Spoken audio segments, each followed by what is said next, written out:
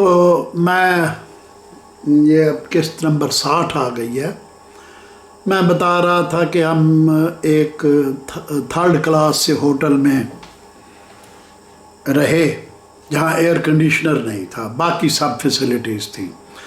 صبح 7 بجے گولڈی نے دروازہ کھٹکھٹا کر ہمیں بیدار کیا.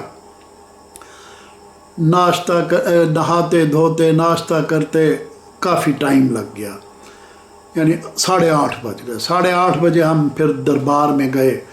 دربار میں جو چیزیں ہم نے رات کو دیکھی تھی ان کو اثر نو دیکھا، دن کی روشنی میں فوٹوگرافی کی، اور دربار کا دروازہ کھل چکا تھا. یعنی وہ دربار تو خیر رات کو بھی کھلا تھا، البتہ ان کی وہ کیا کہتے ہیں مرکد والے کمرے کا دروازہ وہ بھی کھلا ہوا تھا، لیکن اس میں عورتوں کو اندر جانے کی اجازت نہیں ہوتی، صرف میں ہی اندر چکر لگا کے آ گیا.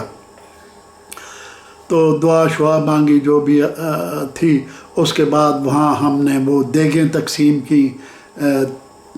میں نے 3 عدد دیگیں دیں، گولڈی نے بھی اپنی دیگ دی. میں نے ایک تو اپنی طرف سے دی، یعنی ابا جان کی طرف سے، ایک اپنے بھائی سید راحت حسین بخاری کی طرف سے، کیونکہ جاتے ہوئے انہوں نے کہا تھا یار میری دیگ بھی بانٹ آنا وہاں میری طرف سے بھی، جس کے انہوں نے واپسی پر مجھے پیسے دے دیے جب انہیں معلوم ہوا کہ اتنے پیسوں کیا ہے. تو ایک جو ہے میں نے چچا سردار شاہ صاحب کی طرف سے بھی دیگ بانٹ دی. تو 3 دیگیں ہم نے وہاں سسٹم یہ نہیں ہوتا کہ آپ وہاں سسٹم اس طرح کا ہے کہ آپ چاول خرید کر اور دیگ پکانے کے پیسے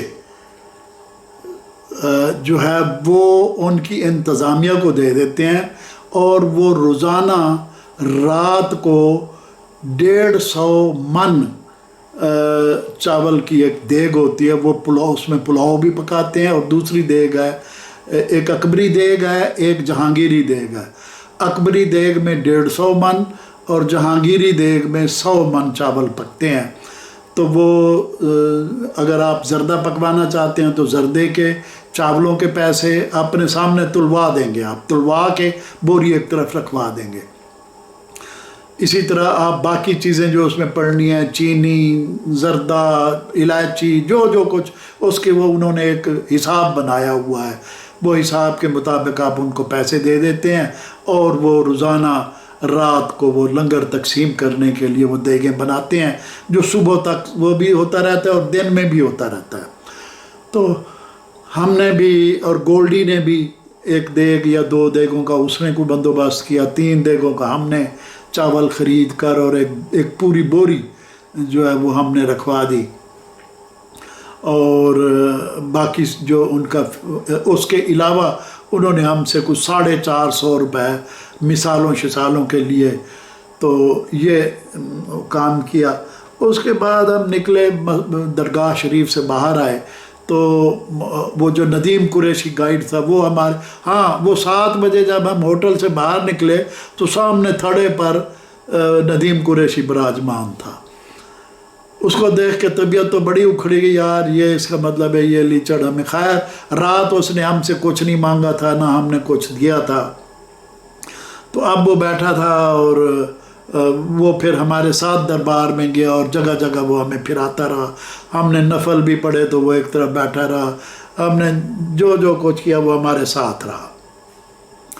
تو اب جناب جب دربار سے ہم نکلنے لگے تو اس نے کہا جناب یہاں قریب اور بہت ساری فلاں یادگار ہے، فلاں چیز ہے، فلاں چیز ہے، فلاں کی یہ اہمیت ہے، فلاں کی یہ اہمیت ہے. تو اس میں مجھے ایک چیز نے بہت اٹریکٹ کیا. اس نے کہا آپ نے وہ 2.5 دن کا جھونپڑا نہیں دیکھا؟ میں نے کہا وہ کیا؟ اس نے کہا یہ ایک مسجد ہے، اس کا نام ہے 2.5 دن کا جھونپڑا. میں نے کہا چلو بھائی وہ دیکھ لیتے ہیں کتنی دور ہے. اس نے کہا جی وہ جو ہے یہاں سے تقریباً ہوگی کوئی 300-400 میٹر. 300-400 میٹر. گرمی تھی. اب اگرچہ یعنی صبح کے 9 ساڑھے 9 بج گئے تھے یا 10 بج گئے ہوں گے، बहरहाल वो हमें पैदल लेकर वो अच्छा यानी वो सड़कें भी इसी तरह, वो गली ऊपर चढ़ रही है नीचे उतर रही है, तो वो हमें लेकर उस मस्जिद में गया। तो वो एक खंडर सी मस्जिद थी, टूटी फूटी, लेकिन अभी भी वो इस्तेमाल होती है नमाज शमाज के लिए। तो पता चला कि एक बार अकबर बादशाह यहाँ हाज़री देने के लिए आया दरबार पर, तो उसके साथ एक फ़ौज भी थी 400-500 लोगों की। उन्होंने अपने लिए ये सारा इलाका साफ़ करके वो वहाँ रहने लग गए, और उन्होंने अपने लिए एक छोटी सी मस्जिद बना ली ताकि वो जमात भी कर सकें वहाँ। तो उस मस्जिद को मस्जिद 2.5 दिन का झोंपड़ा कहते हैं। 2.5 दिन बाद यानी तीसरे दिन जब बादशाह का मूड बन गया तो वो वापस वहाँ से चला गया। तो इस वजह से उस मस्जिद को 2.5 दिन का झोंपड़ा कहते हैं। खैर हमने भी वहाँ 2 रकात नमाज तहियतुल मस्जिद पढ़ी, 2 रकात नफल, और फिर उसके बाद हम वापस आए।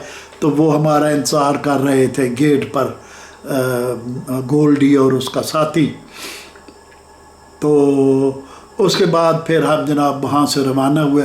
हाँ, हमने जाना था जयपुर शहर, जो हिंदुस्तान के मारूफ तरीन और ख़ूबसूरत तरीन शहरों में शुमार होता है। महलों का शहर है, राजपूतों का शहर, यानी बड़े बड़े अजीम जो हैं हुक्मरान गुज़रे हैं हिंदुस्तान के, राजे महाराजे, उनके बहुत सारे महल्लात हैं जयपुर में। और इसे गुलाबी इमारतों का शहर भी कहते हैं या गुलाबी शहर भी कहते हैं। तो वहाँ हमने जाना था कि वो हमारे रास्ते में आता है। रात तो हम चुप करके गुज़र आए थे वहाँ से, उसको बाईपास कर आए थे, लेकिन अब हमारा ख्याल था कि दिन में, लेकिन वो निकलते निकलते ही नाश्ता करके निकलते निकलते, और ये मस्जिद 2.5 दिन का झोंपड़ा और 1-2 और यादगार एक पार्क सा था, उसको देखते हुए हमें काफ़ी देर हो गई, यानी तकरीबन 11-12 बजने वाले हो गए। तो फिर आपाधापी में हम जनाब, कार तो अपनी रफ्तार से चलनी है, सड़कें छोटी छोटी, 60 किलोमीटर से ज़्यादा तो वो वहाँ चल ही नहीं सकती थी, वो सड़क ही ऐसी थी। और अगर किसी ट्रक के पीछे फंस जाते तो फिर स्पीड 20, 25, 30 पर रहती। तो बहरहाल हम जब जयपुर पहुँचे तो शाम होने वाली थी, यानी असर का टाइम। तो फिर भी हम उसके कुछ महल्लात के इर्द गिर्द गाड़ी पर फिरते रहे, शहर में भी, लेकिन हमारे पास इतना टाइम नहीं था कि हम टिकट भर कर उन महलों के अंदर जाते। दिल तो बहुत चाह रहा था कम से कम हवा महल ही बंदा देख ले, लेकिन बस एक टाइम नहीं था, दूसरा गर्मी भी बहुत थी। जब तक गाड़ी में रहते, एयर कंडीशन गाड़ी में, तो ज़रा सुकून रहता। जो ही गाड़ी से बाहर निकलते तो जान निकलने लग जाती थी गर्मी से। हालांकि अप्रैल का वस्त था, अप्रैल का वस्त चल रहा था। अलगर्ज जयपुर की हमने बाहर से बड़ी सैर की, यानी जो खुली खुली सड़कें थी। शहर के अंदर हम नहीं गए, जो अंदरून शहर होता है या जहाँ गाड़ी जो है मुश्किल से चलती है। हम अलबत्ता उसकी खुली खुली सड़कों पर और खुले खुले इलाकों में जयपुर की हमने खूब सैर की। महल्लात तमाम देखे हमने, जो बड़े बड़े मशहूर महल थे वो देखे, और फिर हम उसके बाद दिल्ली वापस आ गए। अब दिल्ली वापस आए तो रात बहुत हो बीत चुकी थी। तो फिर पता नहीं उस रात या अगली रात, नहीं उस रात तो हमने उसे कहा कि हमें होटल के कमरे में छोड़ दो।